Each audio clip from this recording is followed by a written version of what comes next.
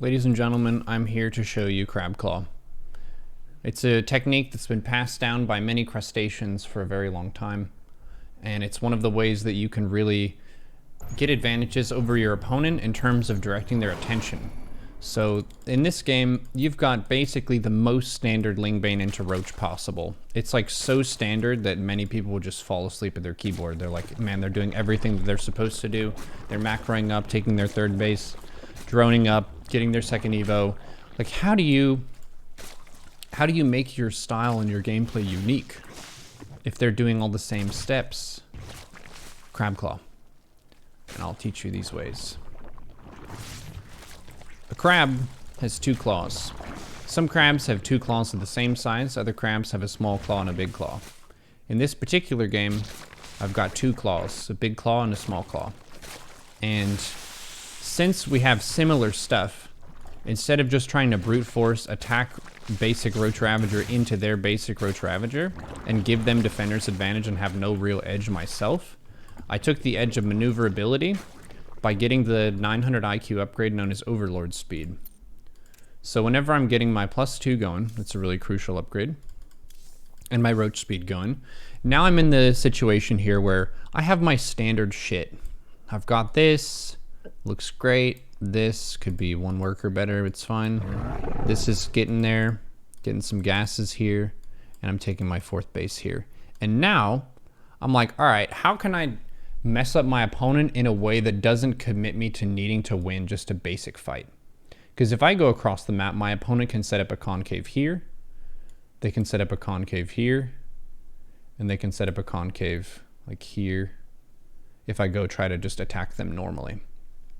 So what I wanted to do was pull their attention around with a small claw of my crab claw strategy, and then a big claw of just my basic army. So this is just with two control groups. It's three if you count the Dropper Lord.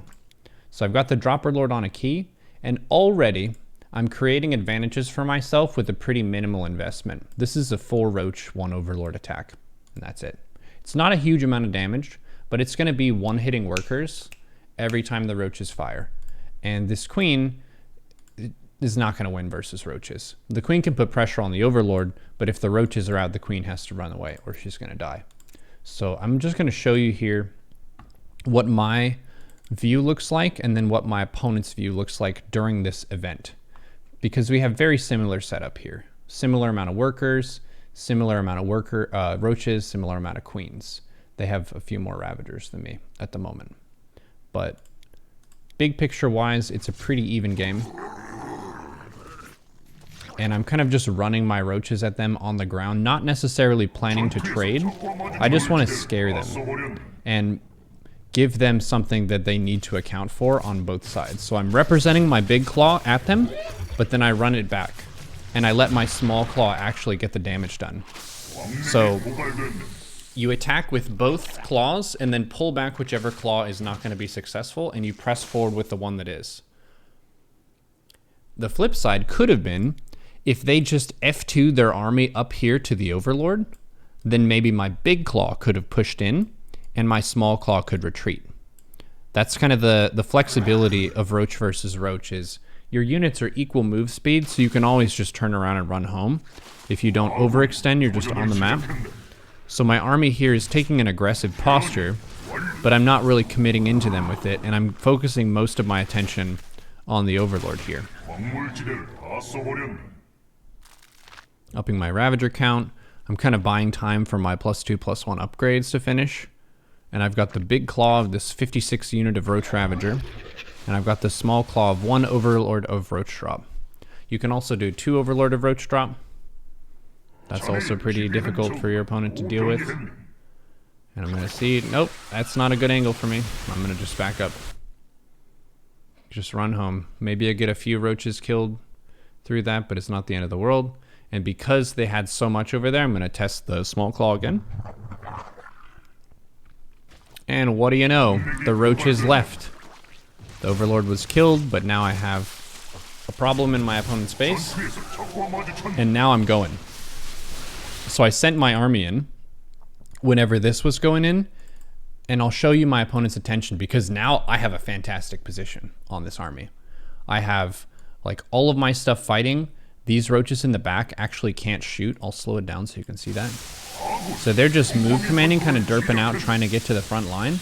Whereas basically all of my stuff now has the concave. And I have the concave on my opponent's side of the map because of the roach drop. And I'll show you the roach drop from their perspective and how they didn't have the bandwidth to be able to both defend my roach drop and defend my conventional roach push at the same time.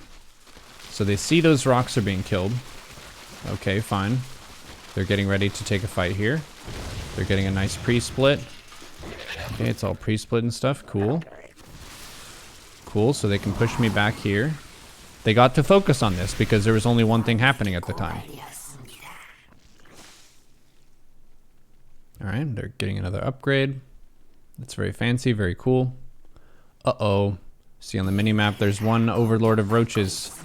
It's dropped in the main. Oh crap, I need to inject. I need to move the spore to block other overlords. Oh shit, the roach army is on top of me. So that window of opportunity where they were messing with their stuff in the main to deal with the roach drop meant that they weren't looking at my army just busting through the rocks and then getting on top of their army. So their army is in a pretty bad formation right now. It's all in one big clump, whereas mine is in more of a line, which means if I scoot down this way, and when these units get in, I have the concave. So Crab Claw, try it out. If you feel like you're in a matchup where your opponent's just going roach and you're going roach and you want to get some advantage of maneuverability, try one overlord with some roaches or two overlord with some roaches with overlord speed, and you get two things. You get a lot of things, actually, more than two things. For one, you get a scout of what's going on in their main, or wherever you drop. For two, you force their camera to be pulled to a location other than their main army. And then for three, you give them lots of opportunity to make mistakes. They might just overcommit roaches to defend your drop, or undercommit units to defend your drop, and your drop is dealing tons of damage. Or in this case here, it forced their army to be way out of position, and we could just run over their army by establishing a concave when they're distracted. This is the Crab Claw, and I hope you use this strategy to the best of your ability. Let me know if it works.